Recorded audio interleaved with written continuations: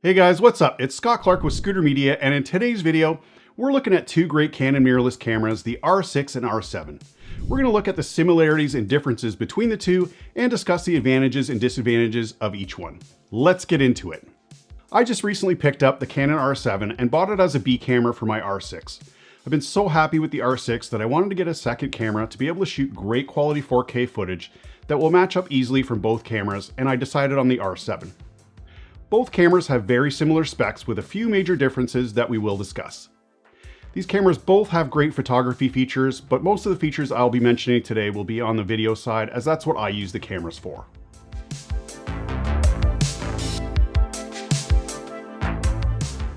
Let's start with the similarities between the two cameras, and from a video perspective, these cameras do have very similar specs. Both shoot great quality 4K UHD video up to 60 frames per second with the ability to also shoot 24 FPS and 30 FPS, and both have 120 frames per second slow motion in HD. They also feature a time-lapse video mode that I've used on multiple occasions. They both shoot in 10-bit 422 and have C-Log 3, which is great for color grading and matching the image. They also both feature amazing dual pixel autofocus, including eye autofocus for both people and animals, which is very reliable and comes in so handy for video. Both of these cameras use the IPB compression, which makes for smaller file sizes, and if you want even smaller file sizes, you can shoot in IPB Lite. Both cameras feature IBIS, or in-body image stabilization, which is great for handheld shots or vlogging, and they have the same 3-inch articulating screen, making those hard-to-get angles a little easier. Both have a microphone input as well as a headphone jack for monitoring the audio. The R6 and R7 both have dual UHS 2 card slots and use the same LP-E6NH batteries as well as the older LP-E6N batteries that came with the older higher-end DSLR cameras.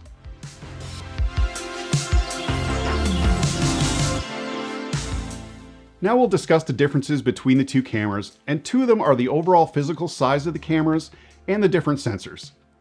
Looking at the camera bodies themselves, the Canon R6 is slightly larger than the R7 and is heavier as well, weighing 680 grams or 1.5 pounds, compared to the R7 at 612 grams or 1.35 pounds. The layout of the camera is very similar with a few differences. On the back of the R7, the command dial has been moved from the middle up near the top, encircling the autofocus joystick. The R7 also features a new on and off switch that goes from off to on, which is in photo mode, and then with one more click you're in video mode.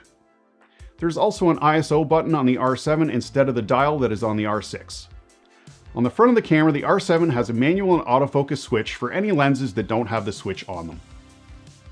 The big difference in these two cameras is that the Canon R6 is a full frame format camera and the R7 is an APS-C format camera, meaning that the sensor in the R6 is a larger full frame size sensor and the sensor in the R7 is an APS-C sensor or smaller size. The R6 features a 20 megapixel full frame sensor and the R7 features a 32.5 megapixel APS-C sensor. The megapixel count of the sensors isn't that important for video. In fact, the lower pixel count is usually a benefit, but for photography, generally a higher pixel count is preferred. Each of the two sensors has its advantages and disadvantages.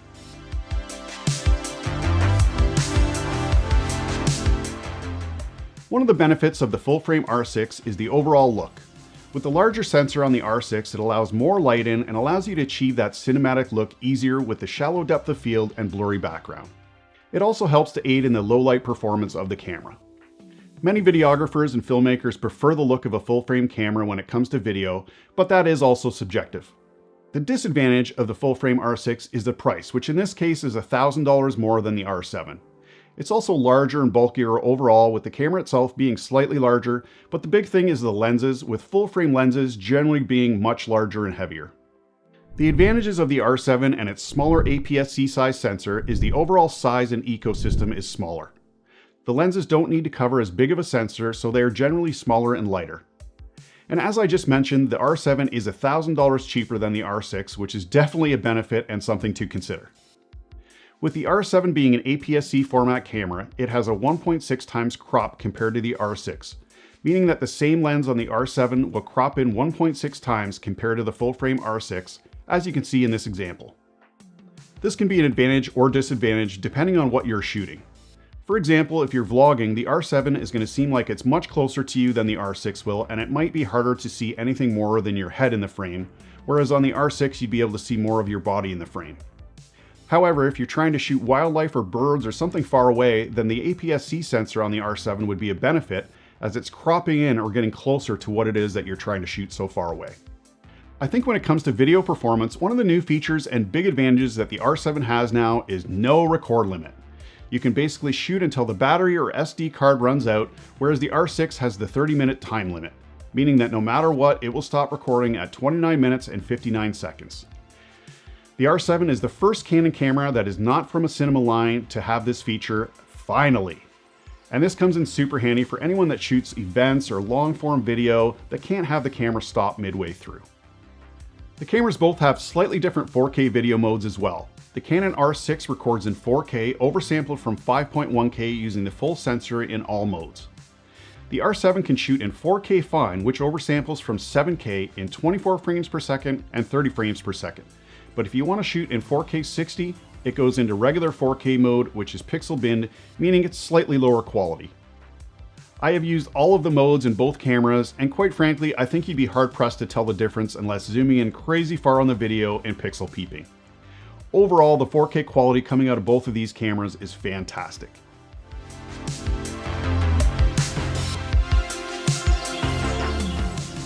I don't think you can go wrong with either of these cameras, but looking at it from a practical perspective, I think the Canon R6 is for anyone who needs that full frame look or already has full frame EF or RF lenses. I have used it for about a year and a half now and I've loved the experience. The R6 is my first full frame camera, and I have to say I do love the look of the full frame image. I've used this to shoot low budget movies, tons of corporate videos, and pretty much everything on this YouTube channel in the last year and a half. That being said, I think you basically get a smaller R6 for $1,000 less with the R7. The specs are virtually the same in a smaller package. You get the no record limit feature, which is totally an advantage over the R6, and depending on what you're shooting, that 1.6 times crop factor could be to your advantage. If you already own a bunch of APS-C format lenses, then the R7 would make more sense too. I've been using my R7 for the last few months for corporate jobs and these YouTube videos, and honestly I have no complaints. In fact, I love the small form factor and the portability of it.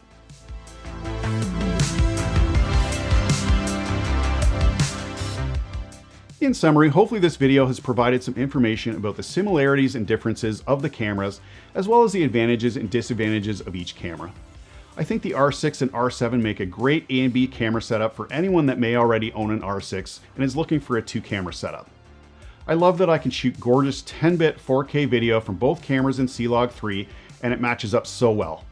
I do a lot of interviews, and being able to set up 2 different camera angles from the R6 and R7 has been great. The autofocus on these cameras is unbelievable, and the image quality is fantastic. If you've made it this far and found value in this video, please give it a thumbs up, and if you haven't already, please consider subscribing, as it really does make a difference, and I'd love to have you join me on this YouTube journey. Also hit that bell to stay up to date with everything coming out on the Scooter Media channel. I recently did a review of the video features of both the Canon R6 and the R7. If you're interested in learning more or maybe considering purchasing either of these cameras, click on the links here for more information. Thanks for watching today's video. I appreciate it, and I will see you in the next one.